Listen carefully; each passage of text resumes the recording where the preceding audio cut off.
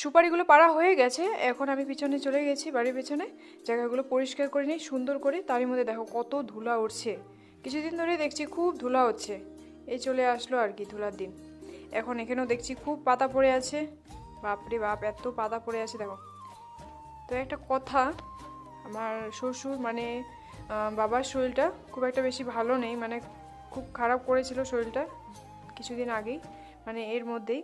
তো আইসিইউতে ছিল একদিন, আর এর মধ্যে চলে আসছে আমাদের কামাখাগুড়ি থেকে পিসি পিসা আর হচ্ছে জেঠু। তো আজকে আমাদের বাড়িতে এখন আসছে জেঠু, এখান থেকে এখন স্টেশন চলে যাবে। এখন বসে চা খাচ্ছে জেঠু আর গল্প করছে ওর বাবার সাথে।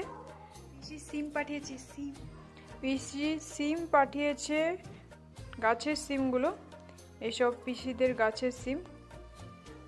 আর লাউয়ের পাতা আছে এখানে প্লাস্টিকে, দেখো সিম, দু রকমের সিম আছে এখানে। এখন বানাবো চাটনি, সিমের চাটনি করব এখন।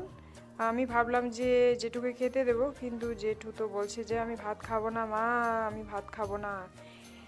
তা আমি আর কি করব বলো, ভাতটা বানিয়ে রেখেছিলাম, কিন্তু জেঠু তো শুনছেই না, বলছে যে খাবো না।